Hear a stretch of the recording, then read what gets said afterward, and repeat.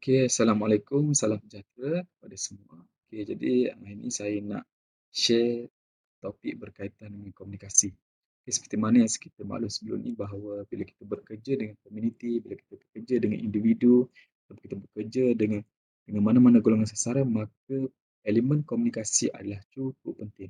Bagaimana kita nak bantu manusia yang lain ataupun komuniti yang lain, okay, golongan sasaran yang you telah rasa nak bantu ataupun you rasa terdetik nak bantu mereka dan menjadi tanggungjawab you sebagai manusia untuk bantu mereka.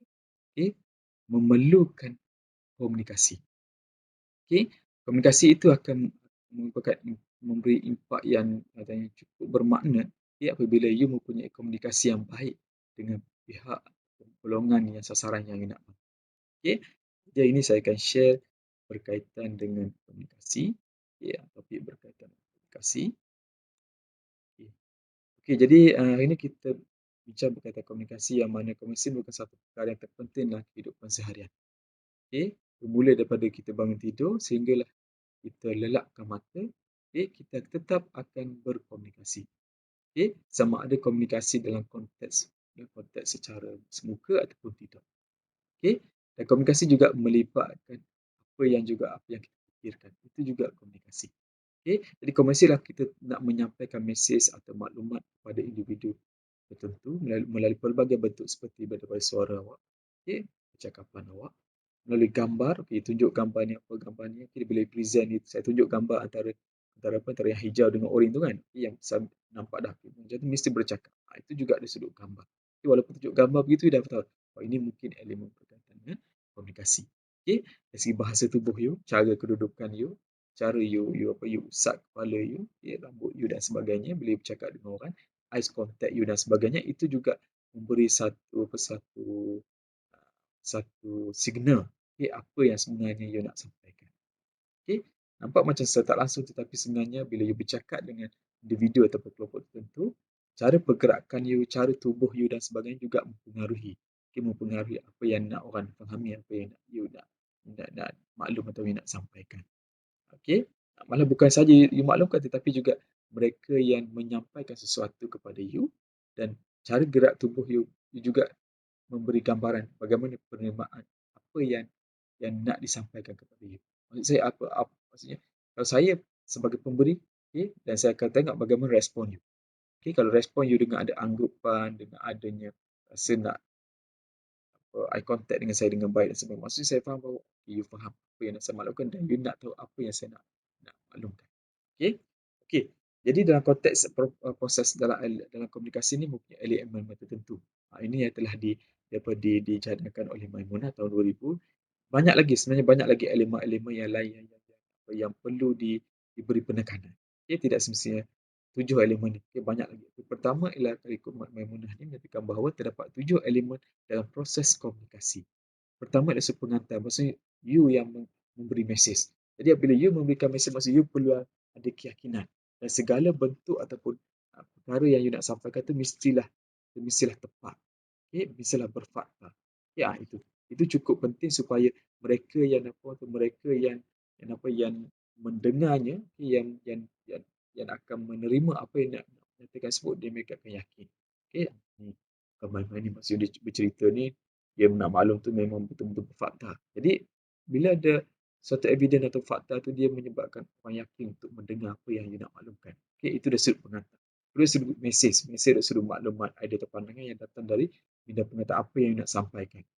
Okay, apa yang nak sampaikan tu mestilah jelas. Okay, mestilah mesej yang tidak mengelirukan individu dan sebagainya. Mesej tu juga sudut-sudut idea atau pandangan you yang memang betul-betul memberi kesan kepada pihak pendengar.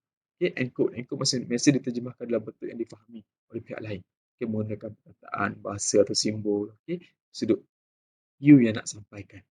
Okay, you yang nak sampaikan. Contohnya kalau you bertemu ataupun mempunyai golongan sasaran, contohnya OKU. Okay, yang cacat dari sudut pendengaran dan sebagainya. Okay, jadi you perlu gunakan dalam konteks sign language. Okay, itu jadi sign language ini bagi saya cukup penting. Okay, cukup penting. Yang mana sebelum ni saya pernah maklum yang rakan saya, computerizer internet sign on. Okay, dia ni dia dulu bersahabat dengan saya, sekarang pun masih bersahabat, okey, masih berkawan, okey, kami sama-sama di kelab penyayang. Okey, kelab penyayang salah satu daripada masa di USM, kelab penyayang yang mana kami cuba menonjolkan bahasa-bahasa isyarat. Okey, tapi saya juga masih lagi belajar. Okey, walaupun masa tu berada di kelab penyayang, okey, waktu tu masa saya belajar tu di USM, ialah pada ketika tu saya belajarlah, okey, tapi lama-lama saya pun tinggalkanlah, bukan maksud saya nak meninggalkan, saya sengaja tinggal tetapi mungkin dari sudut kekangan masa dan sebagainya, saya lupa. Saya lupa contohnya Assalamualaikum saya ingat. Okay, ABC semua okay, boleh. Okay, boleh sikit-sikit kan. Okay. Okay, jadi dari sudut salurannya, okay, mesej disalurkan kepada penerima melalui lisan, fizikal ataupun visual. Okay, apakah salurannya? Masuk dari sudut online dan sebagainya. Okay. Dari sudut penerima, pihak yang menjadi sasaran mesej. Maksudnya, contohnya bukan hanya you saja yang memberi mesej, tapi you juga penerima. Apa respon you apabila orang menyatakan sesuatu, orang berkomunikasi dengan you. Mestilah terimanya, mestilah anggupannya, mestilah ada ataupun gaya bahasa ataupun gaya badan you, eye contact you bagus supaya you sebagai penerima nak menerima mesej tu macam menghargailah apa yang mereka nak nyatakan pada you. Okey, sebenarnya dari segi decode iaitu mesej diterima dan diterjemahkan oleh penerima dan difahami. Itu decode pun juga yang mana bagaimana you terima dan you terjemahkan apa yang you telah terima daripada pemberi. Okey, maklum balas. Maksudnya dari sudut maklum balas itu cukup penting juga. Okey, yang mana bila you terima sesuatu perkara, apakah respon you? Okey, termasuklah dalam konteks bertanya soalan dan sebagainya. Okey, sebab tu saya tanyalah kelas tu. Saya bertanya tu saya nak tahu sama ada you faham ataupun tidak. Okey, khususnya dari sudut elemen gangguan. Okay, gangguan ni juga you perlu beri penekanan sebab apa? Sebab ada kalanya bila you bercakap dengan golongan golongan contohnya golongan tertentu, golongan gelandangan contohnya ataupun mereka tidak bernasib baik, ketika waktu orang ramai dia tidak tidak selesa apabila nak menjawab apa yang you tanya. Okay, jadi gangguan, okay, dari sudut kebisingan dan sebagainya, okay, you perlu memberi penekanan atau memberitahulah berkaitan tersebut, okay, supaya apa yang nak sampaikan dan you terima satu perkara itu dengan baik. Okay. Okay. Ini jenis-jenis komunikasi, komunikasi lisan, komunikasi tulisan, komunikasi verbal dan juga komunikasi non-verbal. Ya, ini antara jenis-jenis komunikasi lah. Okay, contohnya ada dalam konteks jenis komunikasi verbal iaitu berbicara dan juga menulis apa yang you faham, yang telah orang sampaikan kepada you, cuba tulis. Itu dari sudut juga dikenali sebagai komunikasi verbal. Okay, you selain berbicara dan menulis apa yang orang maklum. Tapi kalau you bersama, you juga perlu ambil kira yang mana bila you nak bantu contohnya gelandangan ataupun individu-individu yang berkeperluan khas, okay, mereka yang tidak senasib dengan you dari sudut kehidupan mereka. Jadi bila you berbicara dengan mereka, bila you bertanya sesuatu perkara, you jangan hanya, ya memang betul catat, tetapi jangan terlalu mencatat. Okay? Sebab apa? Sebab bila you tanya sesuatu, orang tu maklum dekat you, catat je, you maklum, you pergi tulis, itu juga memberi satu gangguan sebenarnya. Okay, yang mana klien itu, sasaran itu akan berfikir bahawa dia nak aku cerita ke nak menulis sebenarnya ni. Dia tak fokus. Okay, tidak fokus. Jadi juga memberi satu pesan kepada pemberi ataupun yang berkomunikasi dengan you. Okay, sama ada nak teruskan ataupun dia rasa macam tak berapa nak fokus lah. Okay. Okay, mendengar dan juga membaca. Itu juga ada sudut komunikasi verbal. Okay. Ini jenis-jenis komunikasi verbal, non-verbal. Okay, pertama ialah sudut sentuhan. Okay, bersalaman. Okay, bahu individu yang jumpa dan sebagainya. Itu sudut komunikasi non-verbal. Okay, kronomik tengok pada jangka waktu susah untuk menyampaikan sesuatu yang cuba nak bincangkan dan sebagainya.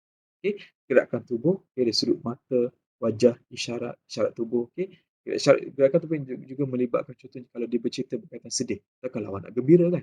Okay, jadi you perlu selarikan apa yang dia ceritakan, raut wajah you, respon you daripada tubuh you punya syarat tubuh tu perlulah seiring apa yang dia perkatakan. Okay, ni dia cerita pasal berkaitan dengan perkara sedih, you rasa gembira, you senyum dan sebagainya. Itu tak kena. Okay, itu akan merespon kepada yang nak memberi ataupun memberi maklumat. Okay, proximate iaitu tempat atau jarak atau lokasi jarak kita bercakap. Okay, dia ada jarak sosial, jarak intim dan sebagainya. Okay, jadi itu antara perkara yang you perlu beri penekanan. Okay, sebab apa? Sebab contohnya kalau kita berkomunikasi dalam jarak yang jauh, contohnya you berbicara atas stage dan sebagainya, dia untuk sampai tu, untuk kefahaman kepada penerima tu mungkin tidak secara terfokus. Maksudnya mungkin tak jelas dengan baik. Okay, jadi non-verbal tu, jarak itu juga mainkan peranan. Bila you dekat sikit, jarak dekat itu, okay, akan boleh memberi kefahaman kepada penerima yang nak mendengar apa yang nak sampaikan. Okay, itu jarak lokasi tu. Okay, berkelip maksud contohnya bila you bercakap, bila orang cakap dekat you, contohnya you akan bagi respon. Oh, itu dikatakan sebagai berkelip.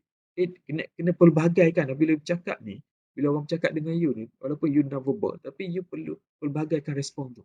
Supaya you akan mendapat data ataupun maklumat yang cukup atau yang cukup efektif untuk you bantu intervention, memberi pertolongan kepada individu yang memerlukan pertolongan you. Okay, dari sudut lingkungan, ruang, jarak dan penerangan, dari sudut warna sendiri, dari sudut pakaian dan sebagainya, itu juga pakaian tu juga non-verbal yang mana juga mempengaruhi orang yang nak bercerita ataupun nak memaklumkan ataupun nak menyampaikan maklumat kepada. Okay, ruang, jarak dan juga penerangan dan juga warna. Okay, ini ada sedikit kaitan dengan ciri-ciri komunikasi.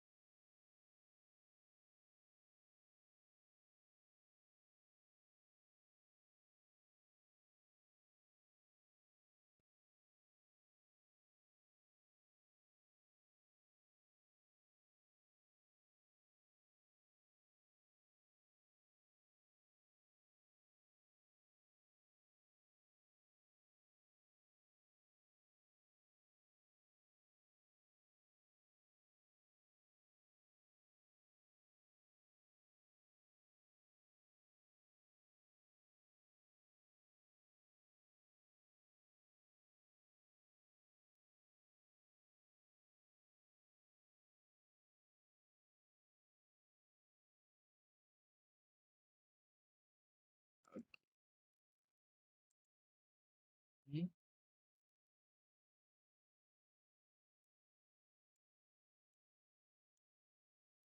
okay, okay. Okay, itu saja untuk penerangan kali ini yang berkaitan dengan komunikasi. Okay, seperti mana saya maklum sebelum ni, okay, di awal juga tadi akan bahawa komunikasi adalah cukup penting. Okay, bagaimana kita nak berkomunikasi dengan gelandang? Ada caranya, kemahirannya. Okay, tetapi kita nak aplikasi satu kemahiran itu, ia perlulah melalui berasas bermula daripada pengetahuan. Okay, bila you nak bercakap dengan gelandangan, you perlulah untuk buatlah study sedikit. Okay, bagaimana tingkah laku gelandangan dan sebagainya.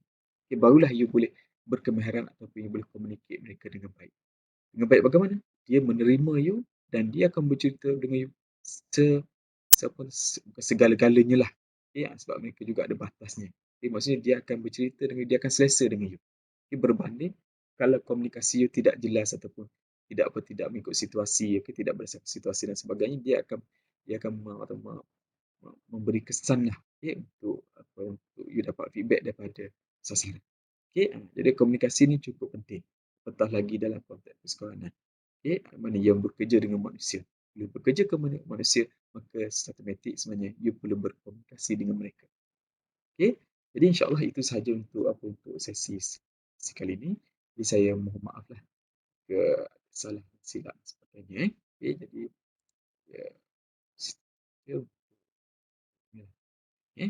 Ya, terima kasih semua, kesan aku.